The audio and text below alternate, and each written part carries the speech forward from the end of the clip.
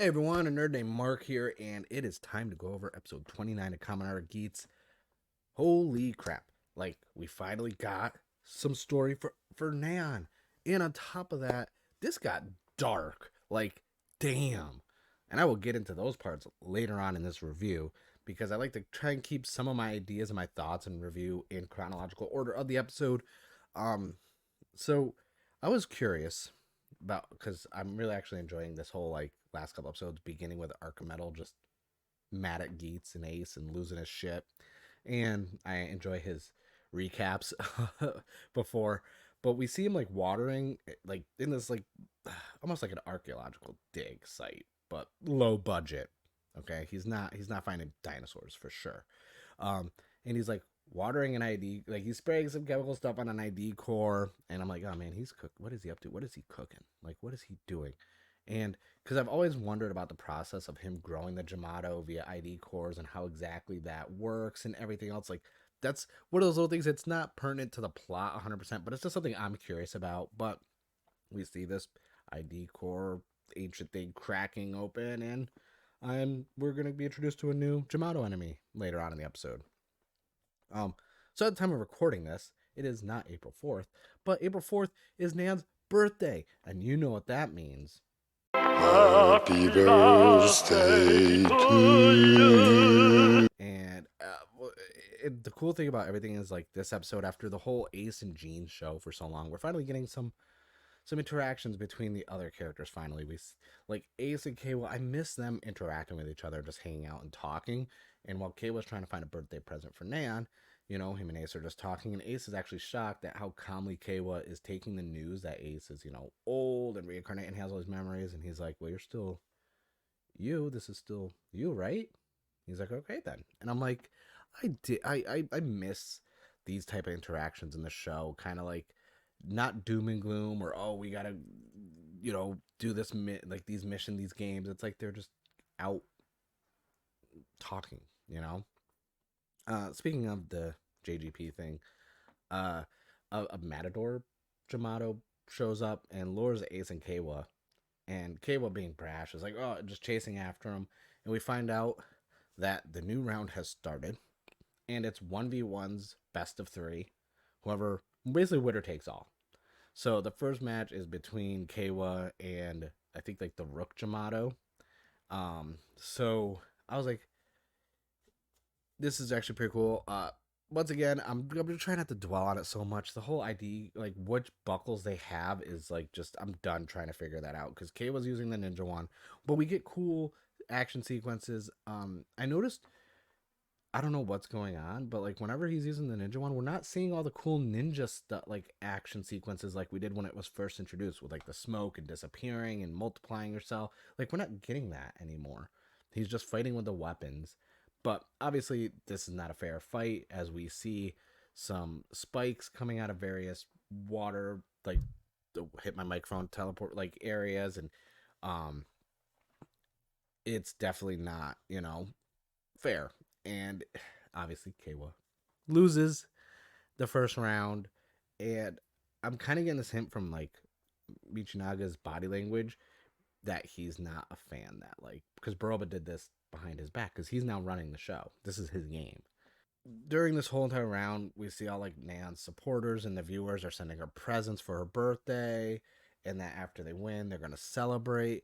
And Nan seems off with her body language and her expression, because it's her birthday. She should be happy. And, even Ace brings up, oh, you're big gloom, for someone whose birthday it is today. And Shiromi, even though he is super annoying, he has given us a scene that I'm sure Toku Twitter will be using, because I've seen people shipping Ace and Nan, and he even has the little thought bubble, are they a thing? And Sumari, kind of squashes that. And I thought that was actually pretty cool. And the whole, there's a lot of moving parts in this episode, because this is a very Nan heavy episode, with her backstory finally getting cleared up.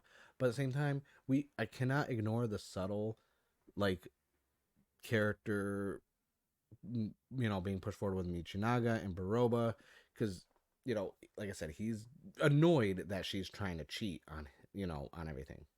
And this is like, and it's unfair, but we know Mijinaga, he likes to do things proper. He doesn't want to cheat to win. This is a callback to when Mary was on his team when they took the boost buckle and everything else. Like, and then he, switched out and got back on the team with Kawa. Like, he doesn't. He wants to do things fair. He wants, if he's gonna win, he wants to win because he's better, and I appreciate that because he's not gonna go through nefarious means to get the victory. So I think ultimately this is planting the seed of him, you know, fully turning against Baroba and the Jamato at some point. And I could be reading into it, I could be wrong, but if that's what happens, that appeases me. And uh this is the Neon episode. This is, and I'm hoping this doesn't follow a 2 episode arc thing where it's just this episode and next episode, because you cut things out, things feeling rushed. I want this to be told with good pacing and not feel like corners are cut, because finally Neon realizes who Kyun is, because she's sitting out just by herself. Kyun shows up with a present for her, and instantly he goes back into like this weird like shitting on her, and then she's just like, "You're Kyun, aren't you? You're my supporter." And then he's just like, "Wait, what?" And she's like, "Why do you act like this?" And then you're like this with the letters, like, who are you? What? How do you really feel? And I'm like, "Ooh, we're gonna get some Kyun story on top of this, maybe." And what led to it more was there's a whole scene where Kyun and Nan's dad are talking, because Kyun was picking out flowers, and her dad was as well. And then they're sitting down having some beverages, and he brings up like, uh, Nan's mother wants her to marry to keep some old business relationships happy, but he's thinking to the future, to solidify the longevity of his conglomerate. Like, he's looking into her fighting someone maybe from the future that has some insider trading tips, which that's how Martha Stewart got to go in jail. So I mean, like, I don't know what the rules are in this like this time setting, but like I feel like that's insider trading tips. Like, that's not allowed. That's that's just bad. But that's how he's looking for the future growth. And yeah, it seems like this is like everyone's gonna bump into Nan's dad today, because Ace on his phone was watching an old video of the news when they found Nan when she was kidnapped, because the whole thing is the reason why she's has bittersweet feelings about her birthday is because even though it's her birthday, this is the day that she was also kidnapped and her family paid the ransom. That was what her memory serves and what she's told. But Ace confronting his dad, he's putting flowers down at a spot inside of where she was kidnapped. So it's like, wait, there's something up with that. And Ace tries to push for it, but even he's just like, no. He's like, just, you should let this rest, because as a sponsor of the DGP, I could just take your desire driver from you. And I was like, ooh, damn. Okay. Um, so round 2 is supposed to be Nan versus another Jamato, but instead Ace takes the place of this. Now, the reason why I'm doing a play-by-play is because I got to set the scene. So while Ace is fighting the Jamato, there's a cool scene where literally he had, because K-was Ninja Buckle still there, so he's using Ninja Magnum. There's a scene where he grabs a Jamato, does a revolve on, and flips and tosses the Jamato into like the puddle area to launch the other Jamato out. And I was like, that was a cool scene to see. I liked that revolve on while attack, because most of the time they just revolve on, they float in the air, they do the revolve on, that's it. This was really cool to see, and I was like, okay, you could still surprise me with some of these action sequences. But everything's interrupted because Baroba reveals Neon's secret. And holy shit. We don't we don't get to know what it is at first. And we see, you know, everyone else seeing it. Neon doesn't at the time. And this just sends Ace. I think like Ace just loses it. He literally just goes into laser boost form. It proceeds to beat the hell out of the Jamato. And I was like, I don't think we've seen, and like remember, this isn't Ace and just Boost Mark 2, like, getting tired or not having full control. He has full control. This is Ace just being like, are you kidding me? Howard, like, what the hell? And I was all for it. I was like, and because it was the suit actor, you could see from the head motions, the body language, you could see all that. That was appealing. Because it's one thing when you have actors in civilian form and you could see the expression, but like to see that through body language of the suit actor, so good. So freaking good.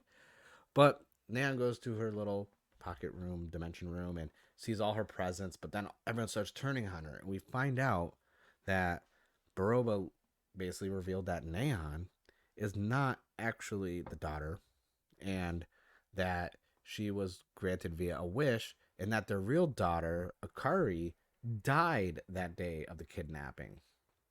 And I'm like, that took a turn because I thought, like, we knew that he wished for a daughter, we knew all that, but like I didn't know or wasn't even gonna think like that wasn't even a theory because I wasn't theorizing a lot about a lot of things. Like that is just insane. Like that was a twist, and it got dark because we saw these scenes transitioning through of like how the scenes actually work. So we saw the dad running up to where she was kidnapped, but instead of her Nan running out, we saw the body on the gurney in a body bag being wheeled out and him losing it.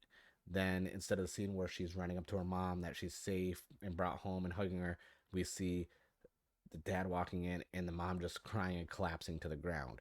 Instead of the mom singing happy birthday and her blowing out the candles, we see the mom just staring at the cake in a dim lit room with the chair empty, and we see Neon's name on the cake like changed to Akari.